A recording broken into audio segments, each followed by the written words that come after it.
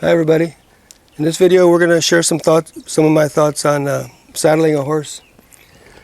And the first thing that I like to do is, of course, get all the dirt off of them and just be especially mindful of the girth area down here. Make sure there's no burrs or anything stuck under there.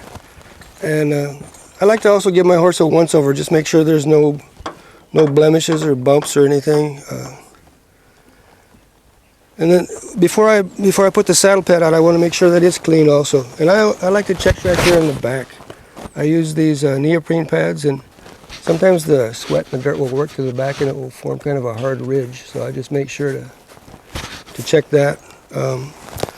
I usually wipe off my pad after every ride with a rag, and occasionally give it a hosing just to keep it free of crud and everything. So first thing, we're going to put the saddle pad on. Of course, we need to center it. Let me get my saddle.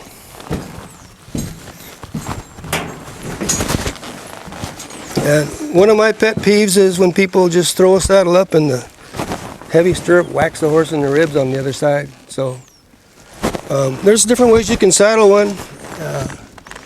And probably a lot of people are not going to be able to do it like this if you're a short person or don't have a lot of upper body strength. But I kind of grab a hold of the off stirrup here, leather, and my right hand's on the horn, and I just pick it up and just put it on them gently. Just be sure however you do it, you don't whack them in the ribs with the stirrup, because it's kind of like saying, "Come on, buddy, let's go have fun." Womp, you know, and then you wonder why they don't stand still. So we want to always be fair to our horses. There's times we're going to be firm with them, but we want to be fair about it. So if they're doing everything right, there shouldn't be any discomfort to them. Once I got the saddle on, I come to the off side here, and I make sure I've got everything pretty much the same on both sides. And I always pick up here in the wither area. I pick up the pad so that there's an air channel here. You don't want it tight on their withers and on the mane. And I'll double check that again before I tighten up the cinch. Then I check my front and back cinch, make sure they're clean. And I want to make sure they're centered. In other words, I want to make sure these buckles to the flank cinch and the breast collar D are going to end up about in the middle. If they're too close to one side or the other, they can rub on the elbow here, and that can cause a lot of discomfort too. Another thing I like to check on, if you have a cinch with some type of cinch guard on it, they can get folded over. And then when you tighten your cinch, they just get doubled over there, and that can be an irritant to the horse also. And I make sure my flank cinch is about the same, adjusted about the same as the front cinch. One thing too, you want to make sure this D-ring, the breast collar D, doesn't get turned up, because it can also get caught underneath the cinch, between the cinch and the horse.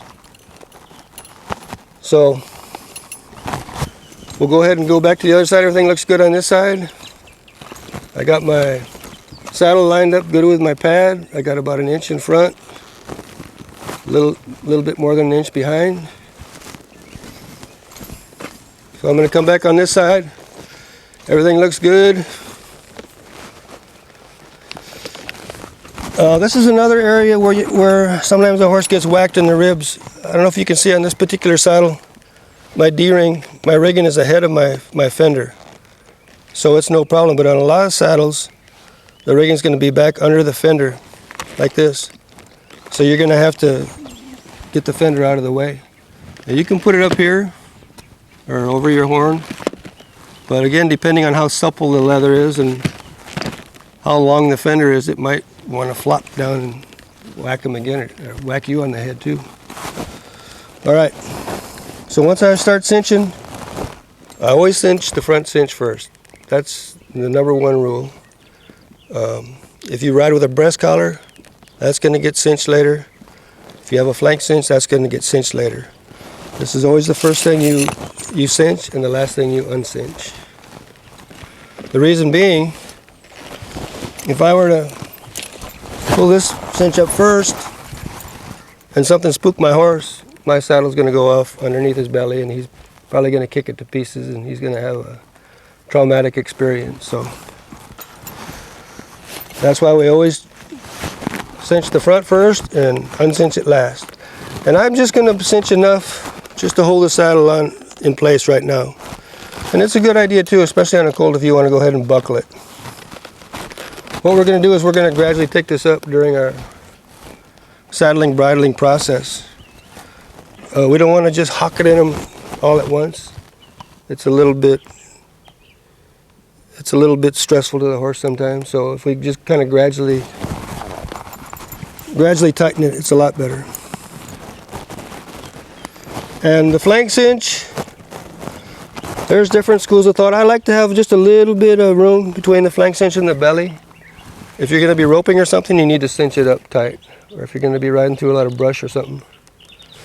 The reason I like to leave a little bit of slack is because the saddle has a rigid tree in it, and the horse's back is movable. So if this is already tight and the horse goes around his back, it's just going to me, it's just going to put added stress. Where if there's a little bit of room for movement, their back can round a little bit.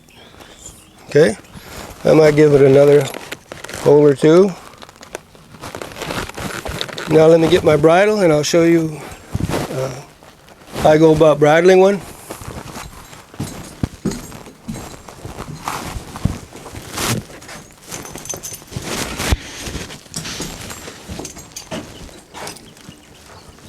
Maybe you want to come around here more in front so you can see.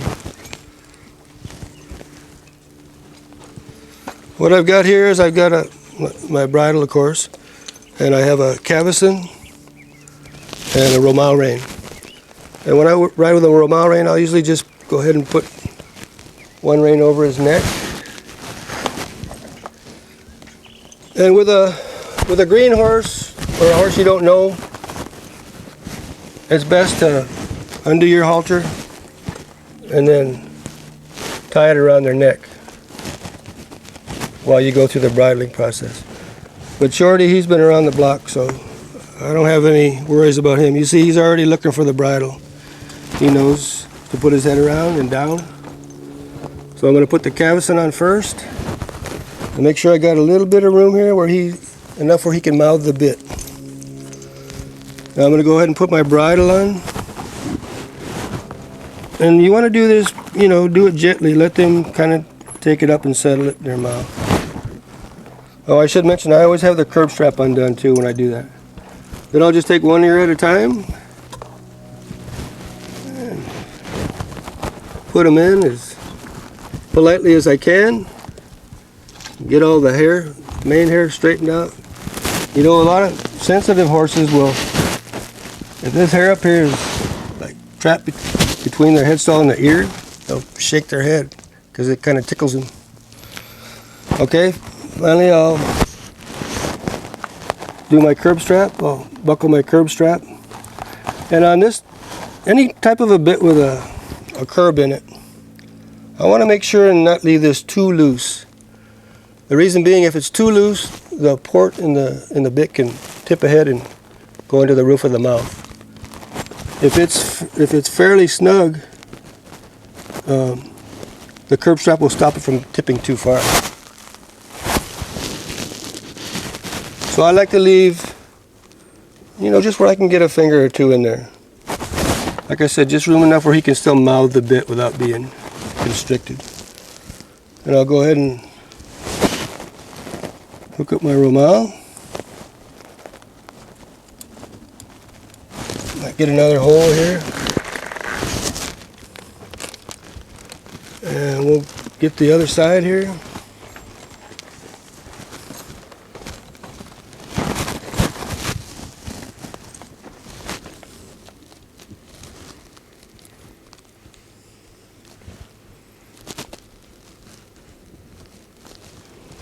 And make sure my headstall, everything is in good position. Nothing's in his eyes or doubled over or anything. Get another hole in my cinch here, and we're good to go. Oh, I might mention something about the Latigo too. I'm just kind of a fanatic about not having things flapping and popping my horse, so you'll see a lot of people with their Latigos just hanging down and whacking the horse at every stride. But anything that's loose like this, I like to get it up out of the way. I know I wouldn't want to be whacked every stride, so I'll just run it through my D-ring, time or two. Just kind of get it out of the way. All right, we're ready to go for a ride. Thanks for watching. Bye.